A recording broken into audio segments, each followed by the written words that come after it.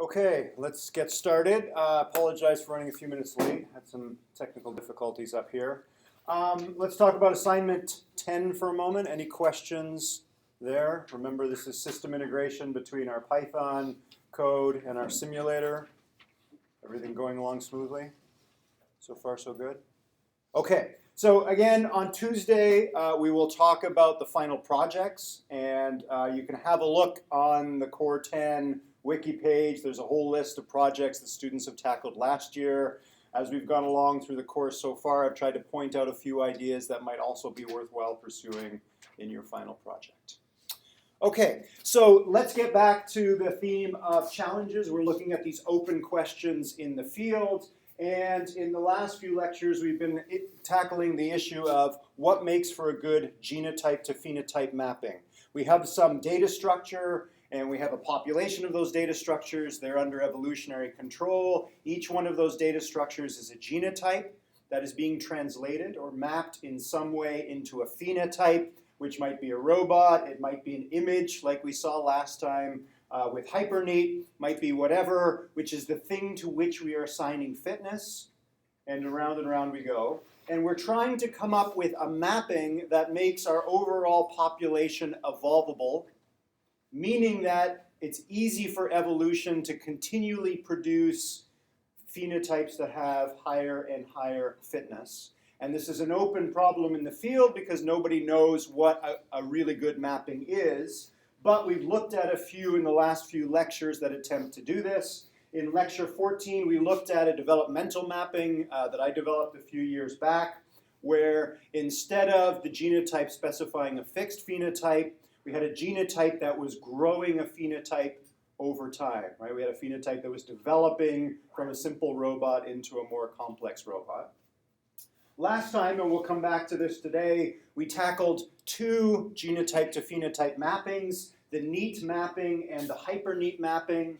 The NEAT mapping was designed to make it easier to evolve neural networks. In what way? What was the basic idea behind the NEAT algorithm? We covered a lot of ground last time, so we're going to refresh our memories before moving on.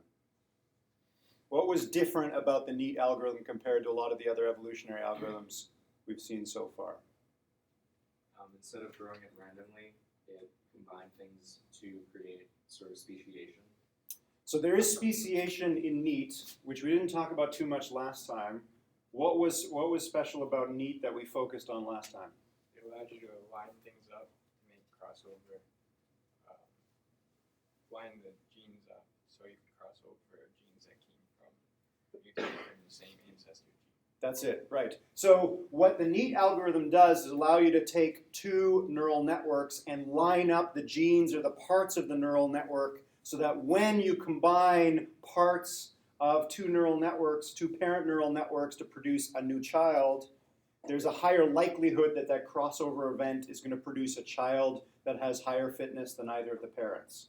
Right? I've said it before, if you take a Mac and a PC, you cut them both in half and glue them together, it's very unlikely that you're going to have a functioning machine. Right? Crossover is very difficult to do because you need to be able to cut in a very specific way. But how do you know which functional part in a Mac and which functional part in a PC are related? The way you know is if you go back through the history of computers to the common ancestor for Macs and PCs, an earlier computer in which there was a thing that was called a CPU, right? There's a CPU somewhere in both machines, and it's slightly different, but it comes from a common ancestor. That's the basic idea behind the NEAT algorithm. You have two neural networks. Each of them is a collection of neurons and synapses. You want to say which neuron or which synapse in this parent neural network has a common ancestor or has an ancestor in common with some other synapse or neuron in this other neural network. If they do have a common ancestor, line them up, right? And keep doing that for all of the synapses in both parents. And if you do that, and then cut those two parents and recombine the genetic material, you're likely to combine like with like. That was the idea behind the NEAT algorithm. HyperNeat, which we started to tackle last time, uses the NEAT algorithm to evolve neural networks, but those neural networks are a specific kind of neural network that we haven't seen before, And these neural networks paint regular patterns across space. Might be two-dimensional space. We might literally be painting color or grayscale onto pixels in an image. We might be painting color or grayscale onto voxels in a three-dimensional cube. Or, as we'll see today, we might actually be painting other regular patterns onto higher than three-dimensional, into higher than three-dimensional spaces. Okay, so just to sort of give a top-level description for NEAT and HyperNEAT, we're going to finish our discussion of the G2P mapping issues today, and we're going to switch to another big open problem in the field, which is crossing the reality gap. We evolve our robots in simulation. We get a simulated robot that does something interesting. We 3D print it as a physical robot, and the physical evolved robot does not do what the robot did in simulation. Usually that's the case. Why do you think that's the case? Why is there this gap? Our simulations aren't perfect.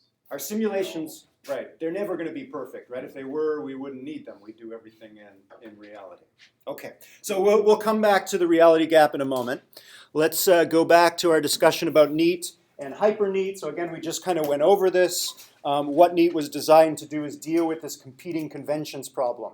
Which parts of a neural network compute which subfunctions? We want to try and line those subfunctions up.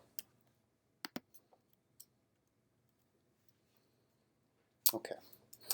I mentioned the NEAT algorithm, and if you go back to the schedule, I just dropped in a link here to a video you can go watch. NEAT has actually been used for evolving characters for video games. Some of you might have seen the MAR.io, Mario, right? So Mario is actually evolved to move around using the NEAT algorithm. You can go watch that at your leisure. It actually has a nice visualization of one of the evolved neural networks controlling Mario, and it might help you build up an intuition for neural networks. Okay, so then let's go back to, if I can find it here, HyperNEAT. So HyperNEAT, again, is evolving these special kind of neural networks, which are called compositional pattern-producing networks. They're networks because they're neural networks. They produce regular patterns over space. And they're compositional in the sense that if you look carefully at the neurons in a CPPN, inside each one of these neurons is an activation function. Remember that an activation function takes the raw sum that's arriving at that neuron, and then it applies a function to that raw sum, and the transformed sum, this transformed value, is then passed as output from that neural network. Right? So these functions are activation functions, and up to this point we've been looking at activation functions that do nothing more fancy than squash the raw sum back to a value between -1 and 1. But we don't need to use just a squashing function. We can use all sorts of functions. And in HyperNEAT, those functions themselves are under evolutionary control. So in HyperNEAT, we're evolving populations of these CPPNs. And remember that we're using NEAT to do so. And NEAT can add, remove, and delete. It can add, remove, and modify neurons and synapses. It can also modify the activation function inside each of these neurons. So in essence, as as values are flowing from the input to the output in the CPPN, we're composing functions together, right? There's functions that are being applied to the results of functions and so on. That's why it's called a CPPN. If you do that, and as I showed you last time at the blackboard, we made some of these very simple CPPNs. They tend to produce regular patterns over space. So we're biasing evolution now to search the space of phenotypes, which for the moment has been images that have regular features to them.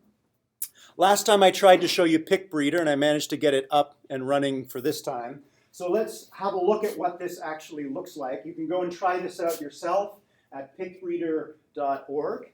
So what we're looking at in PickBreeder here, to start with, is a population of 15 random CPPNs. Each one of those CPPNs visits each pixel in its image, and the output that arrives at the CPPN paints the darkness of that pixel. Right? So what do you tend to see in these 15 random CPPNs? The CPPNs now are genotypes, and they're producing these images as phenotypes. What is the regularity that you see here? So some circles. Remember, there's a Gaussian function that's possible as one of the activation functions. So it's sort of doing something in a circle or applying something over the x and y. What else do you see here? They're very dissimilar.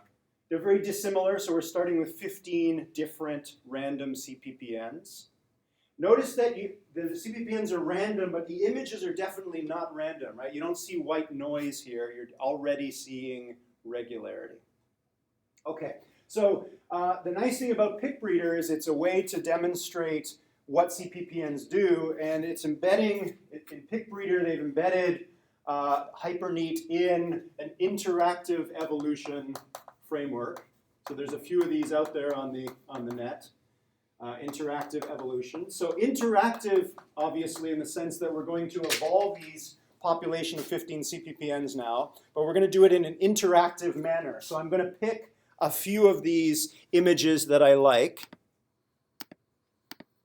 So I picked 4 of these now, and when I click evolve, it's going to keep those 4, delete the other 11, and fill the empty 11 slots with mutated and crossed versions of these 4 CPPNs. Okay, so in this case, there is no fitness function, right? I am the fitness function. I'm deciding what survives and what doesn't.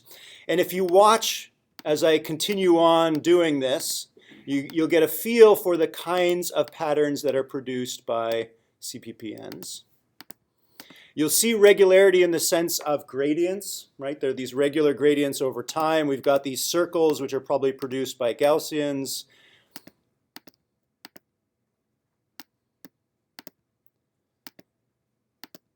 Try and pick some very different images here.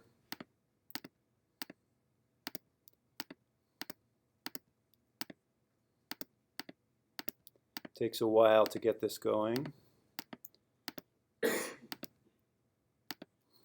You'll see these diagonals, which probably combine x and y, right? We looked last time at a simple CPPN that paints a diagonal gradient over space.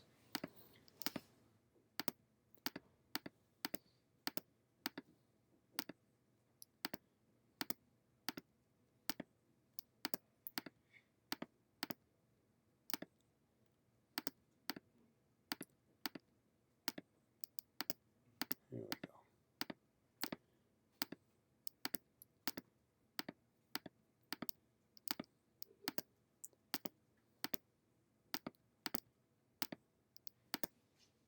Okay, I think you get the idea here. If you keep going long enough, you can evolve a car and so on. I don't know how long that actually took someone to do, but it's possible. Okay, so I've been interactively evolving CPPNs in black and white, and now if I turn on color, I can continue evolving these in a colorized version. What happened when I clicked color here? What change was made to the underlying 15 CPPNs? We talked about this briefly last time.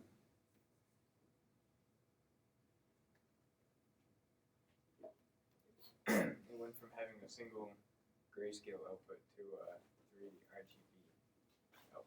Exactly. So when we were evolving for grayscale, the CPPNs had just one output, which was how dark should that pixel be. When we clicked to color, we added 2 additional outputs to each of the CPPNs. So now every time we visit a pixel and supply as input the x and y position of that pixel, it outputs 3 numbers, which is the amount of red, green, and blue to apply to that pixel. Okay, so that's HyperNeat, painting regular patterns across 2-dimensional space. But again, we don't have to do this in 2 dimensions. We could paint voxels in 3-dimensional space. We could use HyperNeat to create an animation where we're going to paint frames in an animation, and we're going to supply at each pixel the x and y and the frame index, right? So xy1 will paint a pixel in the first frame, xy2 will paint a pixel in the second frame, and on we go. And I left you last time with the thought about how to paint regular notes on a sheet of music paper, right? So there's a lot of domains, obviously, where you want to have some sort of regularity. Okay, so that's hyper neat for painting regular patterns in images, but of course, we've been talking about this because we're going to now apply hyper neat to robotics, and we're going to hope that hyper neat gives us a more evolvable genotype to phenotype mapping than what you have at the moment, which is a direct mapping, right? You're just evolving the 32 weights and hoping for the best in your robot. Okay. So how do we apply HyperNeat to evolve neural networks for robots? So this takes a little bit to wrap your mind around because now there are two kinds of neural networks in play. We have NEAT, which is evolving populations of CPPNs. We take each CPPN and we use that CPPN to paint synaptic weights onto a neural network that controls the robot.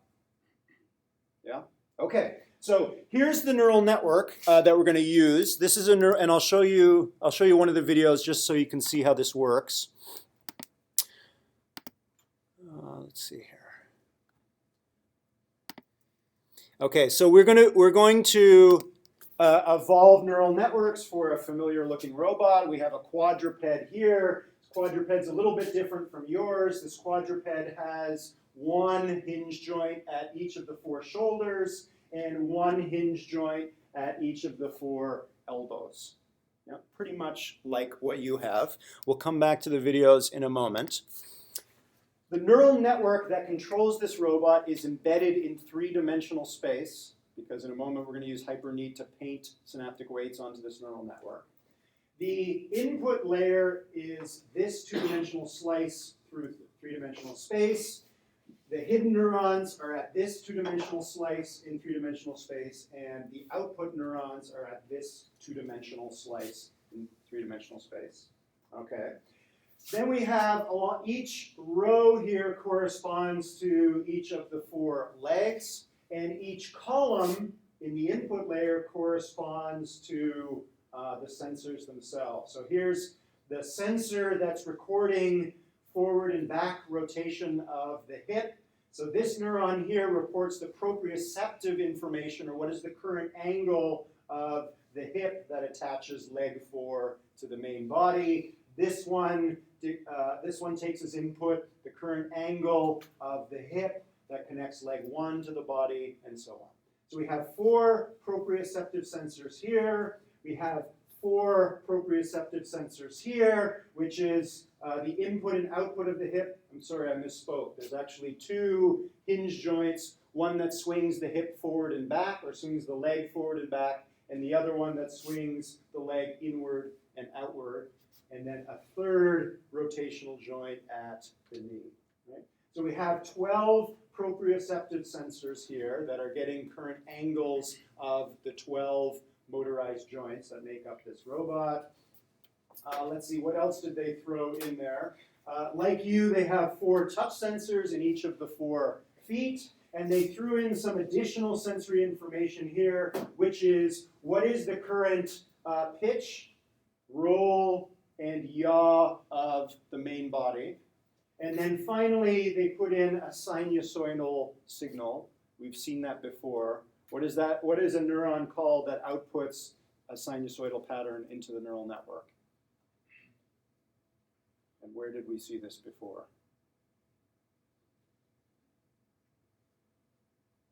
Is that what we saw in that sort of simulated spine that would give regular patterns to the walking? The CPG.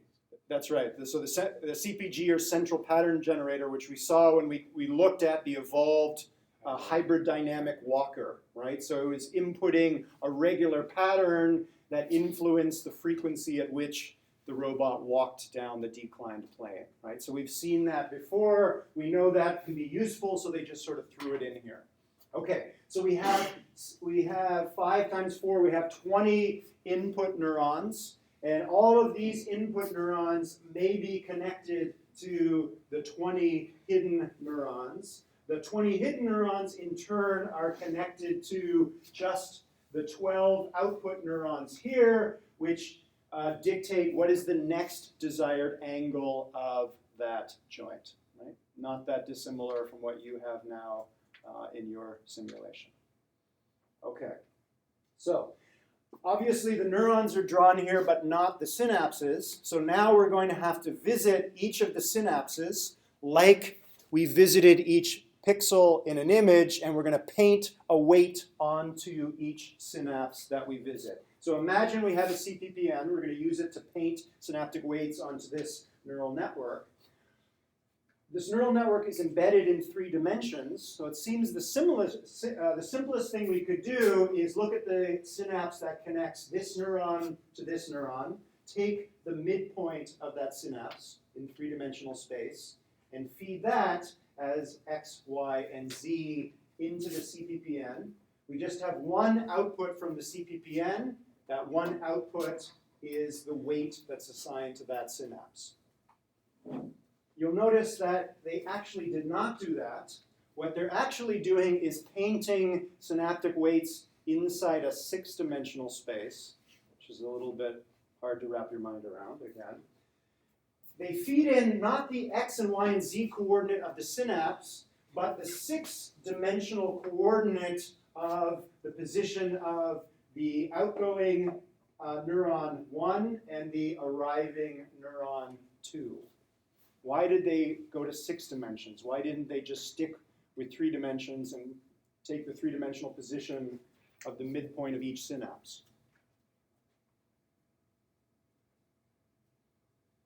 I forgot to mention one detail which might help. All of these sensors are attached to all the hidden neurons. All the hidden neurons are recurrently connected, and all the hidden neurons are then connected also to the output neurons.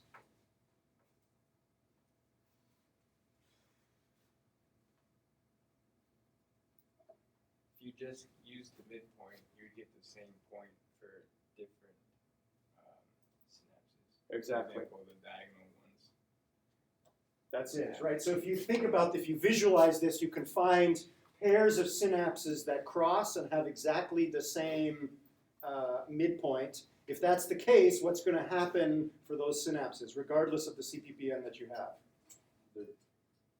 Sorry, I was going to ask a Oh, different question. you're going to ask a different question. Okay, let me ask my question first, and then you can ask yours. You've got 2 synapses. They have the same midpoint.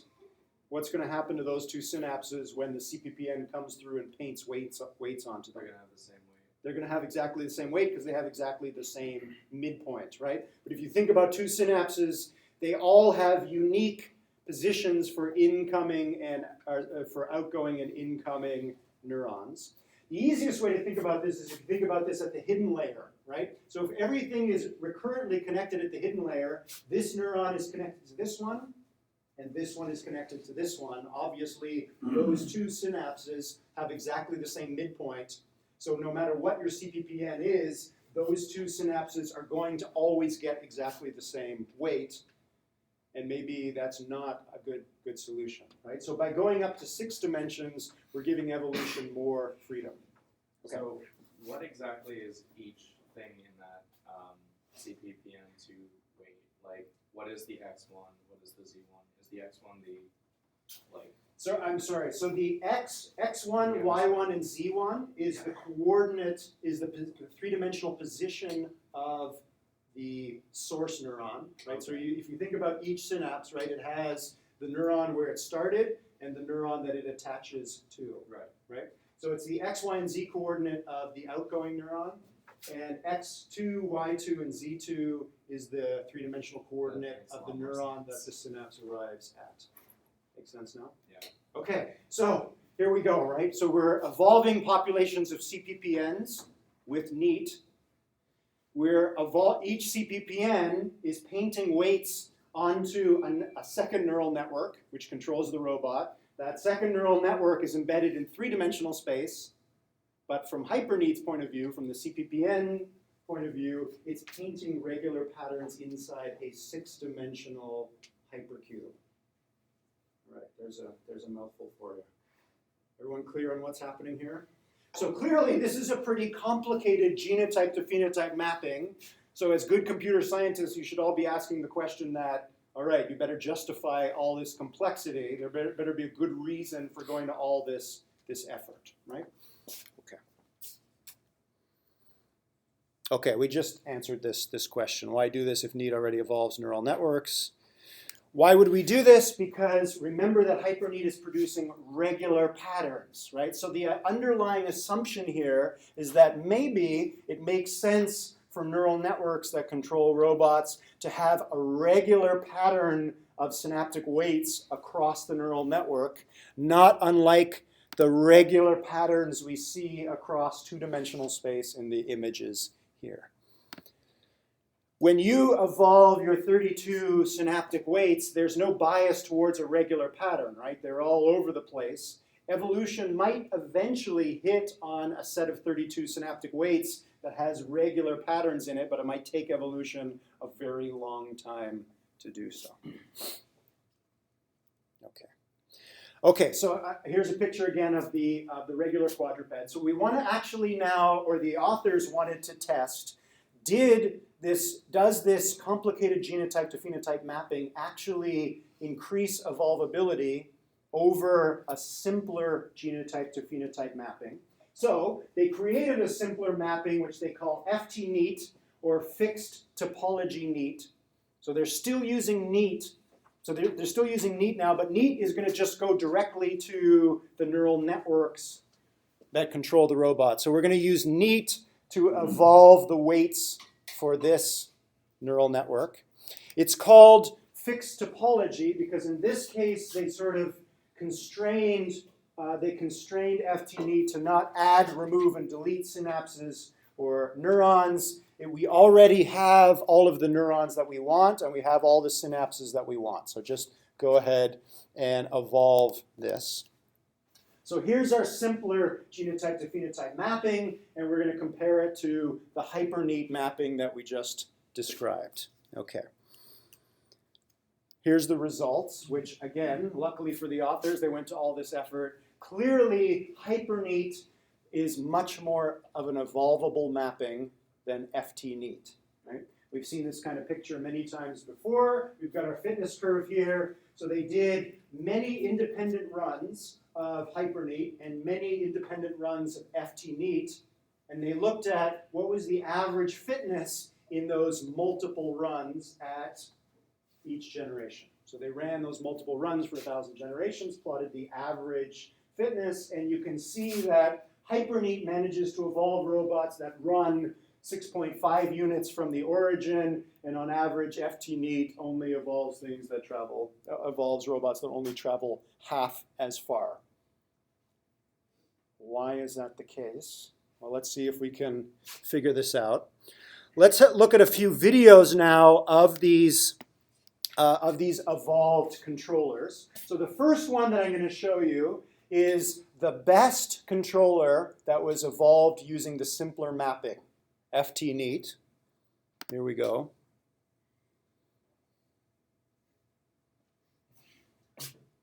Notice you're all physics engines experts by now, right? The motors are pretty strong in this robot.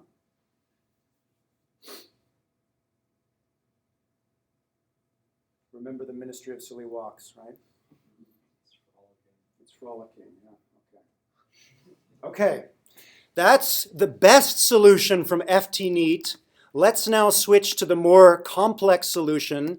And now I'm going to show you the worst evolved gate from hyperneat, right? So we're trying to be really fair here. We're taking the best from the control case and comparing it to the worst from the more complex mapping. Now, when I say the worst, what I mean is, remember that they did many independent runs using FT-neat and hyperneat. They took the best controller out of each of those evolutionary runs, and I'm going to show you the worst of all of those best robots. Right? So this is, if we do an average run of hyperneat, this is the worst case that's possible.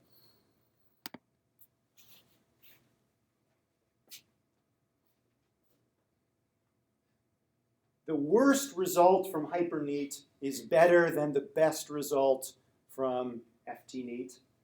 Why?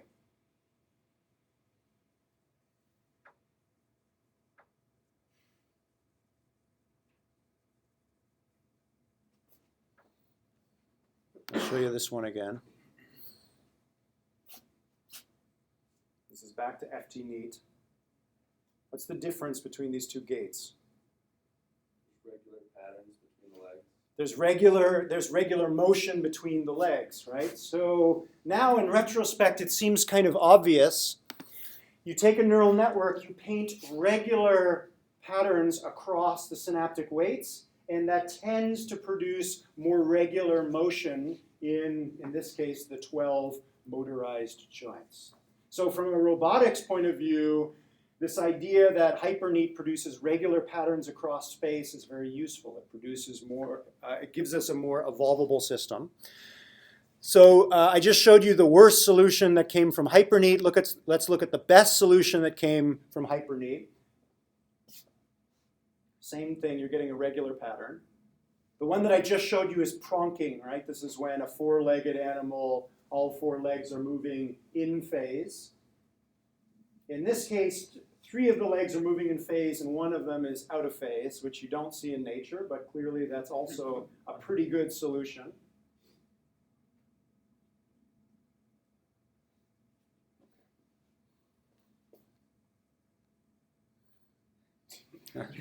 Doesn't hold on to it forever, right? So that's a good example to show that you get this regular pattern, but remember that this gate is being produced by sensory input and this CPG, the central pattern generator, and it's not perfectly stable for forever.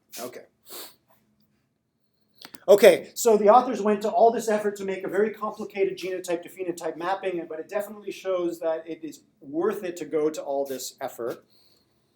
Here's another visualization of what these gates look like. So here are 2 different evolved gates produced by HyperNeat. Here are 2 evolved gates produced using the simpler mapping FTNeat.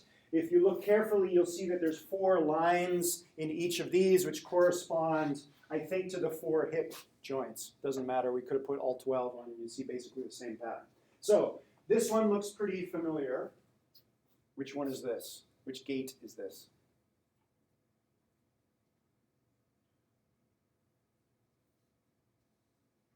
This is pronking, right? So you can see that all 4 hips are moving in phase together.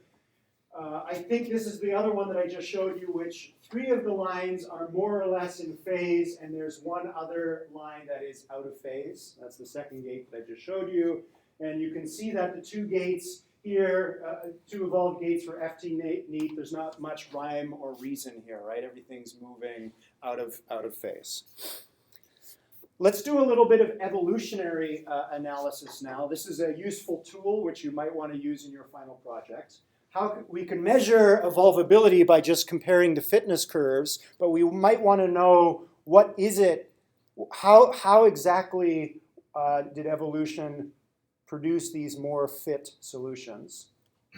So this is an interesting plot here which is showing just the result of mutation. So during evolution, again, and they measured this in the complex mapping and the simple mapping, every time a new CPPN was evolved in the population as a result of mutation, so 1 parent, 1 child, they looked at the fitness difference. So how much more fit or how less fit was the child compared to the parent? So a negative number shows you, so each dot here corresponds to 1 child CPPN. A negative number indicates that the child was less fit than the parent, and a positive number represents that it was more fit than the parent, right? On average, as we would expect, most of the children are worse than their parents, right? We're making random mutations. We note actually that in the simpler encoding, the children were, when they were less fit, they were less fit. It's not a very good way to describe that, right? The detrimental mutations weren't as harmful, right? Which seems kind of surprising because we're hoping that HyperNeat does a better job. So you can see that here by noting that over time, the children that were less fit than the parents, they were less fit than the children in hyperneat. Yes? How do you think organic evolution would line up for the sort of risk versus reward? So again, when we're talking about biology, there's no simple question to that. So how does Mother Nature hedge her bets against making big phenotypic impacts? So mutations that have a big impact compared to, So the simple answer is the amount of phenotypic impact of most mutations is dictated by the environment. So a lot of organisms, there is there is environmental signals that say this is a safe environment, mutation rates go up, and in other environments that are dangerous, be more conservative. That's vice versa. Yeah. So again, no simple answer to that question. Okay, so we can see that in hyperneat, basically there's a huge spread. So children tend to be way more fit or way less fit than their parents compared to FT neat. Why do you think that's the case? Why does that happen in hyperneat but not in FT neat?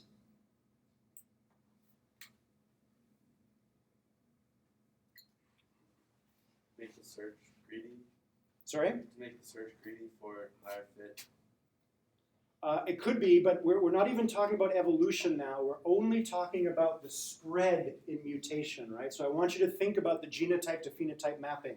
Remember that FT neat is more or less a direct mapping, right? Every gene corresponds to just one synapse. In hyperneat, that's not the case, right?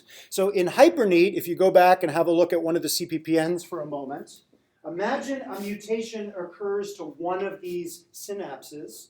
So there's an effect in the genotype, we have a mutation. What's the impact on the phenotype, on the regular pattern over space?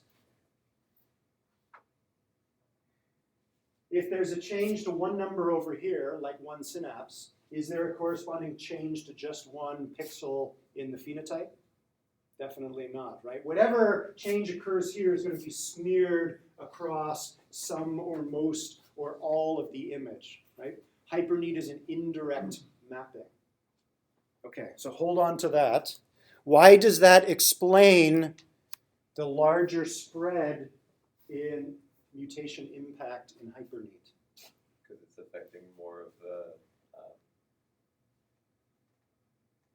I guess more of the nodes, more of the genes, just with one evolution, one mutation. Right, so the mutation is affecting maybe one gene, so one synapse and one neuron, but remember that CPPN is painting weights onto this neural network. So in the same way that one mutation of CPPN might smear a difference in color across an image, in the same way, a mutation that affects one gene in a CPPN is going to smear change across many or all of the synapses in the neural network that controls the robot. That's the case. Not surprisingly, the child robot is going to move very differently from the parent robot.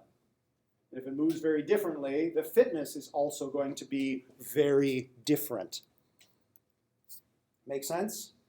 So that's why you see a much higher spread in mutation here, which if you just look at the negative numbers, that looks like bad news, right? You have evolution that's tweaking one piece of a genotype and it's having a huge impact on the phenotype and it's completely disrupting the function that was evolved in the parent in the child.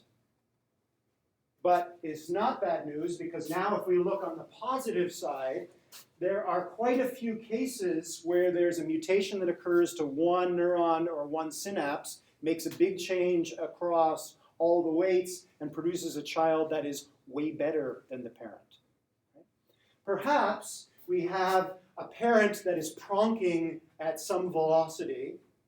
A mutation occurs that affects all the synapses, which speeds all of them up. So maybe the child still pronks, but pronks at twice the speed as the parent, right? It's like tuning some global parameter that has some coordinated change across all the other parameters, right? There is no such mutation in a fixed, in a direct genotype to phenotype mapping that will take something that pronks and speed up all of the legs, right? One of the legs may speed up, but if the other three are still pronking at the same speed as the parent, that child isn't going to work very well, right? So here's a big piece of the puzzle for why hyperneat is more evolvable than a direct genotype to phenotype mapping. So that's mutation. Let's analyze for a moment now crossover. So remember that in hyperneat we can produce, in neat we can produce new neural networks that are mutants of their parent, or we can take two neural networks and cross them and produce two children. What happens in that case? Well, in the same way that we just saw in the previous analysis, we have evolutionary time over the x-axis here, and now we're plotting when a child is produced as a result of crossing two parents.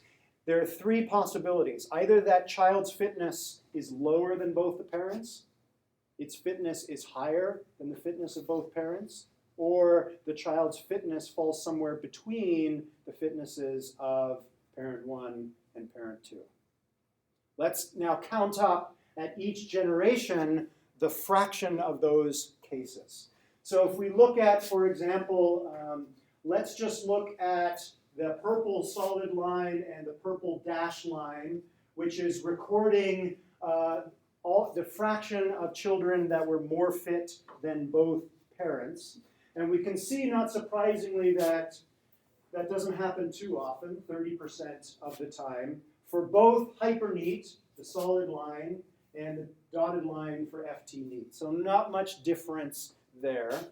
Both mappings produce children that are more fit than both parents about 30% of the time. So far, so good? Okay, now let's tackle the two red lines, the solid line and the dotted line. So these are recording the fraction of children that are kind of like their parents. They're somewhere between the fitness, their fitness value is between parent 1 and parent 2. So if we look at the red dotted line, that happens 40% of the time. But in hyperneat, that happens much more often, which is, again, good news, right? So crossover is working more often. We're combining genetic material from two parents and producing children that are similar to both parents, right? So also good news for hyperneat. So that seems to suggest that when we have hyperneat, which is producing two parents that have regular patterns distributed across space, and you recombine genetic material from those, that tends to produce children that are similar, compared to two parents that do not have regular patterns across space. Okay. Let's finish by looking at the two green lines here, which is the fraction of children that are worse than both parents. That happens much less of the time in hyperneat compared to FT-neat, right? So if we're just looking at children that are produced as a result of offspring, hyperneat also looks like it's doing better than the regular encoding, regular Can mapping. higher frequency of children that are more similar to their parents lead to less evolutionary risk in hyperneat? You know, like there wouldn't be Less as risk. much negative spread, is what I'm thinking. Yes, this figure does not answer that question about risk. All it tells you is the children are more similar to the parents. But not necessarily better or worse. Like, Over the long run, is Over it the better long or worse? I Yeah. think that's what you're asking, right? Right. So we know in the long run, if we go back to the fitness curve, definitely hyperneat is working. yeah. And it's working because of a result of this Yeah. and this, right? Mutation and crossover seem to be doing better in hyperneat than they are in FT-neat. Make sense? Okay, so that concludes our discussion of neat and hyperneat. It also concludes our discussion of genotype to phenotype mappings, and we've looked at some of these, some of which are more simple than others. And we've seen a few of them that definitely are more evolvable than a regular mapping. Are there other genotype to phenotype mappings that are even better than my developmental encoding that's better than neat and hyperneat? Probably, right? These are relatively recent inventions. They're just two mappings out of many, many more that you could imagine, right? So the jury is still out on what is the best genotype to phenotype mapping to use if we want to continue to evolve robots that get better and better and better and better over time. Okay, so that's one issue that's still unresolved. Now we're going to switch gears, as I promised you, and we're going to tackle another problem, which is tangentially related to evolution, but has more to do with the nuts and bolts of robotics, which is how do we cross the reality gap. We're going to do lectures 16 through 19 in chronological order. So the radical envelope of noise hypothesis was introduced in the first few years of evolutionary robotics, so in 1997. Then we'll talk about the Golem project that was published in 2000, made it to the front page of the New York Times, and we'll see why maybe today, maybe tomorrow, maybe on Tuesday.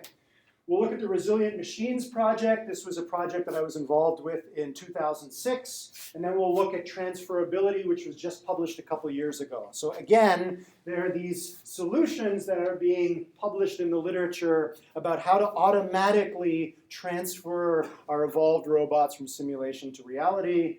Whether these are the best ways to do it, probably not, right? There are probably still mechanisms out there waiting to be discovered about how to automatically design robots using evolution and then automatically manufacture them as physical artifacts. Okay, so let's start with the radical envelope of noise hypothesis, probably the best named mechanism in evolutionary robotics. Okay. This hypothesis starts with the following observation. As you've seen many times by now, and you're probably starting to see with your own assignment 10 now, evolution tends to create controllers that exploit details of the simulation. When I was first working in this field and physics engines were just being invented, I was evolving a robot that tried to locomote as far as possible, and my simulation kept evolving robots that would take their two front appendages and bring them together at a very specific velocity. The two appendages would start to interpenetrate one another. The robot would explode into its component pieces. One of those pieces would fly 1,000 units into the screen and obtain a fitness of 1,000, and nothing ever beat it, right? I kept running this over and over again, different random seeds, different random populations, and it always came back to exactly this. I recorded the exact velocity that this was occurring at. I emailed the developers of the physics engines. They dove down into the guts of their simulator and they said, yeah, it turns out that our collision detection and resolution is not working for a very narrow range of velocities, and that's exactly it. Thank you very much. We'll fix that in the next version. So another advantage of evolutionary algorithms, they can help you debug physics engines. Right? Okay, so that's an obvious example of evolution doing what we want it to do, right? Which is exploit adaptations. We want it to exact function, right? But we don't want it, we want it to exploit the right things and not exploit the wrong things, like this pathological velocity envelope, right? However, that one was obvious, but if you look at one of these, pronking simulated robots, you have no idea whether that robot is actually exploiting some approximation in the physics that if you then took and put into a physical robot is no longer going to work, right? So we want to walk a very careful road where we want to make sure that evolution can still adapt and exploit the embodied interaction between the robot and its environment. But we do not want it to exploit approximations in the physics. How are we going to be able to set up an automated process that can distinguish between those two things? Tricky, right? Okay, so the first attempt to try and tackle this was to use noise. So the idea here, the hypothesis is we're going to sprinkle noise into the simulator. And we're going to sprinkle noise in different places. So if that aspect of the physics is noisy, that means that aspect of the physics is always going to be changing, and evolution can't rely on that phenomenon to produce whatever the desired behavior is, right? We're trying to kind of move the ground underneath evolution so it can't rest its weight on that point. Okay, that's the hypothesis. If we can noisify the simulator in the right way, we should be able to evolve things that cross the reality gap. Now, if we transfer things to reality, they'll transfer better because evolution is not exploiting inaccuracies of the physics. But that raises an immediate difficulty, which is what aspects of the simulation should we noisify? How do we know a priori which parts of the physics are less accurate than others, right? Especially if the simulation becomes more and more complex. What happens if we start to add objects to the simulation? The simulation you're working with at the moment has no aerodynamics or hydrodynamics in it, right? Your robot is moving through a vacuum. What happens if we add in aerodynamic or hydrodynamic simulation? The simulation becomes much more complicated. There's many more inaccuracies that evolution could exploit, and there's many more things we're going to have to noisify. So Jacobi and his colleagues said the answer to that is make a very, very simple simulation. So a simulation that contains as little details as possible. So we talked about minimal cognition a few weeks back, right? Now we're going to talk about minimal simulation. What is the simplest simulator we can make that's accurate enough to evolve our controllers that we want to transfer to reality, but they're not too complicated that there's too many things for evolution to exploit? Okay, I'm going to just skip that slide for a moment. Okay, so in the radical envelope to noise hypothesis, what they do is they're going to look at each aspect of the simulator. They're going to look at these, they call them interactions, so ways in which the robot can interact with different aspects of the physics. They break all of those different aspects into a base set and an implementation set. The base set are things that we cannot throw away from the simulator, right? Our robot is going to move across flat ground. That we can't throw away. The robot has to have some ground across which to move. But there may be some implementation details that do not have a basis in reality, and we're going to add 100% of noise to aspects in this set. And I'm going to show you examples of these two sets in a moment. So we're going to break all the different parts of our simulator into those things that are necessary, and we're going to put a little bit of noise on them, just to, again, make sure evolution doesn't exploit anything that it shouldn't. And things that we know are going to be different between simulation and reality, 100% noise. Evolution cannot rely on those things at all.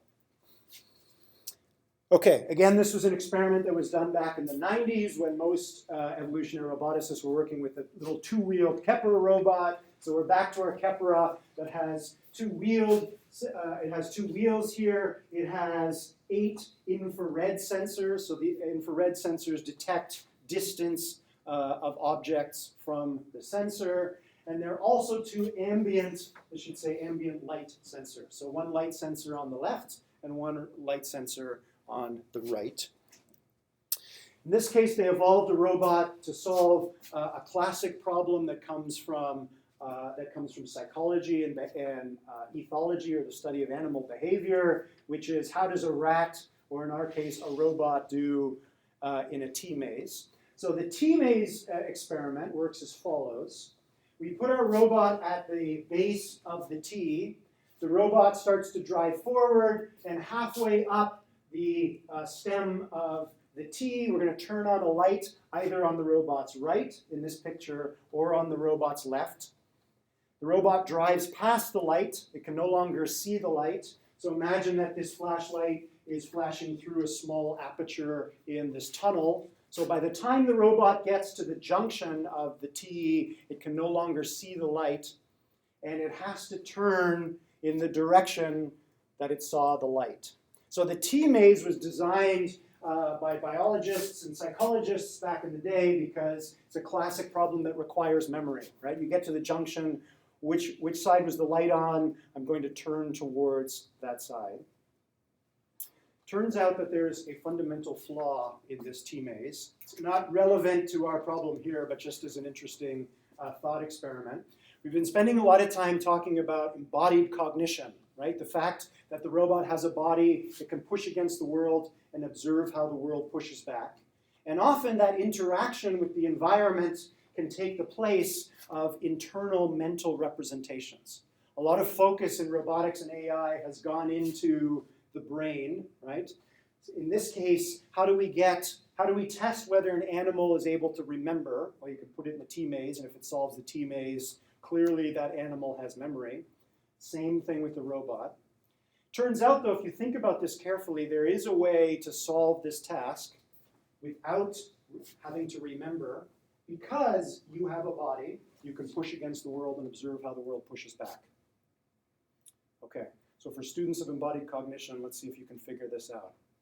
How would a robot solve this task? Imagine we gave this robot a neural network and it had no recurrent connection, so it had no way to remember anyways.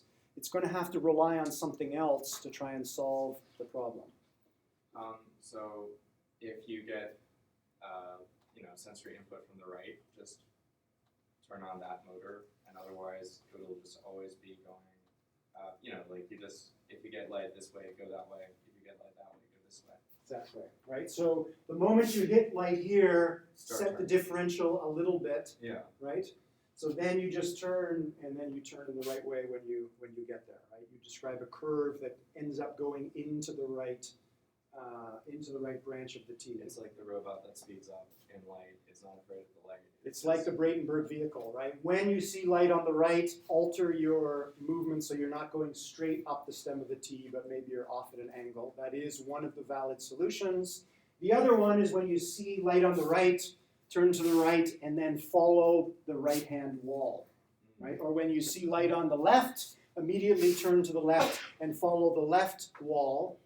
Then when you get to the junction, you don't need memory, you just turn towards your most stimulated proximity sensors. So if proximity is more stimulated on the left, because you're closer to the left wall, turn to the left. If proximity is more stimulated on the right, turn to the right. This is a classic example of why thinking about thinking is misleading, right? So some researchers sat down and said, what would be an ideal experiment to test whether an animal has memory or not? This is it. But if you think more carefully, there are solutions that don't require memory. Okay. In this case, however, the robot did rely on memory to solve this problem. Okay, so here's the task as it could be, and you could imagine now sitting down with Bullet and actually creating the T-maze as a simulation. However, if you put a robot in a tunnel and it has these infrared sensors that are bouncing signals off the wall, and there's shadows and all sorts of funny things going on, that may not transfer very well to a physical robot traversing through a physical T-maze. Where are the problems really going to arise? Well, most of the tricky stuff is going to occur when the robot actually gets to the junction. Imagine the robot is sitting in or near the junction. It has these 8 infrared sensors that are sending out signals and getting them back. There's all sorts of weird things that can go on at that point. Simulating that kind of physics is very difficult. So let's not try and simulate it at all. Let's treat what's going on in the junction as one of these implementation details. We're going to noisify that situation 100%. How do we do it? Well, we break the T into just 2 tunnels. So we have the stem here. Here's our robot driving up the stem here. Here's the light zone where it might see light on the right or light on the left. If the robot gets far enough up this stem, which is distance 1, fitness is pretty straightforward in this case. How much up the stem do you travel? How much along either of the 2 branches do you travel? And if you travel up the right one, you get more fitness than if you travel up the wrong one. Right? Fitness is pretty straightforward in this case. Okay, so the robot travels up this long corridor. If it gets far enough up it, it's in essence infinite, but we just look to see whether D1 goes above some threshold. We take the robot out of this tunnel and we put it into this tunnel. So we say basically you're at the junction now. And remember this robot has 2 infrared sensors on the back. Any of them that shoot a beam back into the previous tunnel are noisified 100%. So basically the robot, whatever robot evolves to get to the junction, it can no longer rely on infrared sensors in the junction. Whatever values are coming from the sensors are completely noisified. It could be a value between the minimum and maximum value of the sensor. So the robot better know what to do in that situation. Can't rely on infrared in that case. Okay. What else was noisified here? Well, this was a very, very simple simulator. Their physics engines didn't exist at this point. So these drawings, as you can see, these are actually drawings, not a simulator, because the simulator was basically two lookup tables. So the first lookup table said, what is the robot's current orientation, and where is it relative to the two walls of whichever tunnel it's in? We look to see what the values of the two motors are, and we compute the new x and y position, and actually this should also say, and the orientation of the robot. So they kind of did their physics on their own. What is the orientation of the robot? Where is it relative to the walls? And given that, plus the values of the two motor neurons, which is the robot trying to say, I want to spin my wheels at these velocities, what's the new position and orientation of the robot? They did this by hand in a lookup table.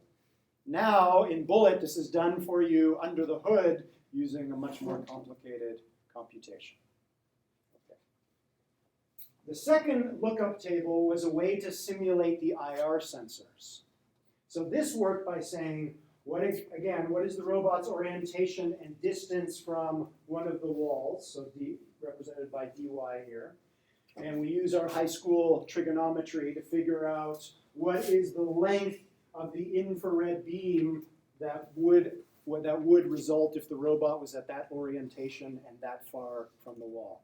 So they simulated, quote unquote, the sensors by just having this lookup table. They would compute this value and then supply it to the eight, or they would compute that for each of the 8 infrared sensors, right? So they're using this lookup table to compute the input values for the neural network, and they use this lookup table to update the state of the robot given the values arriving at the 2 output neurons. So very, very minimal simulation. Okay. Okay. So again, what were the base set and implementation sets here? So base sets, things that we can't really get away from, which is when the robot sends values to the motors, it better move. That's still there. We have this lookup table for the infrared sensors. We need to tell the robot what is the change in those infrared distances when you move, right? The robot has to be embodied. When I move, my sensor values change. So we still have that in there. We still have the ambient light sensors. So when the robot gets closer to the light zone, if the light is on the right, then the right sensor better fire more strongly than the left, right? So all those kinds of details, those are important. They need to be in there. And we're going to add a little bit of noise to those because when we transfer this robot to reality, which we'll see in a minute or two, those details are still going to be there, right? When the physical robot sends commands to the wheels, it's going to move. When the robot moves, the infrared sensors are going to change. And when it approaches the light values, the light sensors are going to change. Okay. I've already mentioned this implementation set, which is we can't even really compute how the infrared sensors are going to behave in the junction. It's too complicated. There's too many reflections and angles and so on. So let's not even bother trying to simulate the sensors. In that case, the robot drives into the junction. Suddenly, the IR sensors get very, very noisy. Okay. Some other implementation details that actually they didn't add 100% noise to, but they added a fair bit of noise to were which side does the light come from. So this is an important part of the T-maze problem altogether, right? They made sure that sometimes light came from the right, sometimes it came from the left. If they evolved these robots and the light was always presented at the right, the robot could evolve to ignore the light and just always turn to the right. So sometimes from the right, sometimes from the left. They altered the width of the corridor, so evolution couldn't rely on the width of the corridor. Turns out there's lots of tricks you can evolve if the corridor is always exactly the same width. The robot didn't always start facing directly up the stem of the T. Sometimes it was a little bit to the left or the right. The length of the light zone, how big or small was the aperture through which the light came. They changed that a little bit inside this range. And also the corridor length of the stem of the T, right? So they're changing all these things a little bit as well. So every time they evaluate one controller in this minimal simulation, there's noise on all these different things, and so evolution can't quite rely on them, but evolution still needs to solve the problem. Okay. Let's have a look at the neural network again. You've kind of seen this before, but just to reinforce our intuition about neural networks, we've got all our infrared sensors here. In this case, they imposed a little bit of the structure and allowed the rest of the structure to evolve. We've seen this before. They imposed bilateral symmetry.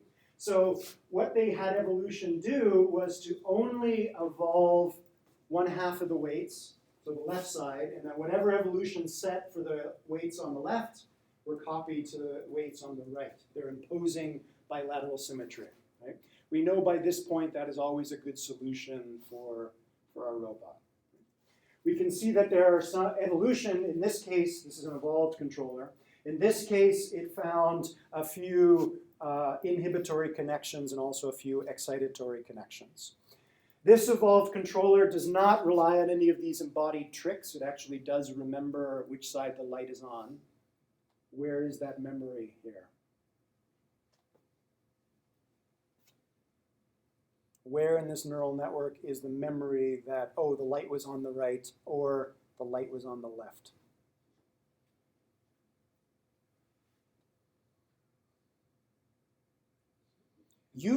Sorry? Those top two, not the very top, but the others that are pointing back at each other. The recurrent connections, right? So if I ask you a question about memory, that's usually where you want to focus, right? Because a recurrent connection updates the new value of this sensor is a product of the current value of this infrared sensor and its value at the previous time step. So it's remembering something about the infrared sensor, but infrared is about distance. We want to remember light. Where's the memory? Usually in a neural network, usually when I'm asking you that question, it's a trick question, right? Because it's distributed throughout the neural network somehow. In this case, the reason I wanted to show you this is in this case, you can actually see where the memory is. So the ambient sensors send to the very top? This sends to the very top, yeah. Right, but I'm curious how, oh, and then those go down to the motor. So you can follow a link from here to the motor. So that makes sense, right? Because if there's light on the left, we want to send something. In this case, evolution is sending something to the left. Right. So the motors are responding to light, which is good, but that doesn't really make sense because remember that the robot, when it turns, it's already long past the light. The ambient sensor is no longer recording any light. Is it the ambient sensor to the other ambient sensor? Because Exactly. it would be looking for the most recent light source that it past. Close. So this is where it is. So if you look carefully here, we have left light sensor, the right light sensor. These two sensors are supplying values to this neuron and this sensor to this neuron. Remember, by the time the robot gets to the cord, by the time it gets to the junction, both of these light sensors are black. They're zero, right? There's no more light. But the robot turns in the right direction. As you noted, you'll notice that this neuron connects to this one, and this one connects to this one with inhibitory connections. This is very telling. So when you see two neurons that are mutually connected by inhibitory connections, this is a pattern you see throughout biological nervous systems as well, because it's a very simple hack. If you think about this carefully, think about when the robot actually sees the light. Let's imagine that light is on the right, so there's a little bit more stimulation here than there is over here. If this is firing more strongly than this is inhibiting this more than this is inhibiting this. So the asymmetry in value between these two neurons gets exacerbated by this mutual inhibition to the point where it gets locked in. Now, as the robot keeps moving and the two light sensors drop back to zero, this asymmetry is locked in place by this mutual inhibition. In a sense, the stronger neuron is holding down the value of the other one, And the other one is trying to hold down the other one, but it's low, so it can't, right? One of them wins the contest and stays active. And then at some point, some combination of the other infrared sensors say, okay, now whichever one is active, control the motor and turn the robot in that direction. So this was a cool example because, again, you see artificial evolution rediscovering something that biological evolution has discovered many, many times. If you want to lock in some asymmetry, you see something and then it's gone, you want to hold on to it, mutual inhibition is a good way to do that. Okay, last slide. As promised, right, we're now tackling the reality gap, so a paper about the reality gap wouldn't be complete without reality. So here we go. They took an evolved controller from simulation, dropped it into the physical Kepera, which is hard, I don't think you actually see it in this picture. They put a little light on top of the robot, and using 90s technology, they were able to capture the trajectory of the robot as it moved through the T-maze. And as you can see, whenever the light was on the left, the robot always turned to the left. When the light was on the right, it always turned to the right. You can see multiple light traces, so they tried the robot multiple times just to see that it was robust. And great, they crossed the reality gap. This was pretty exciting in 1997. Simple robot, simple task, but a good sign.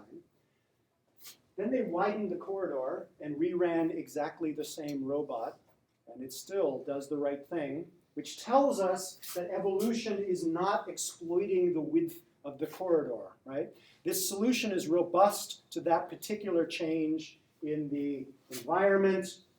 They widen the corridor even more, and if you look carefully, you can see these two sets of traces here. So they started the robot, turned a little bit to the left or a little bit to the right, and in both cases it was insensitive not only to the width of the corridor, but also its initial angle, right? So we evolved behavior in simulation, transferred it to reality, and even if reality isn't perfect, it isn't perfectly the same as it was in simulation. And if the reality is also changing, it still does the right thing. Right?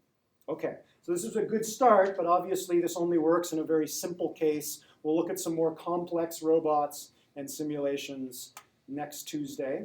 You have a quiz due tonight. I forgot the attendance sheet today, so everyone is present today, so you don't need to sign the sheet. Have a good weekend. Good luck with assignment 10. We'll see you on Tuesday.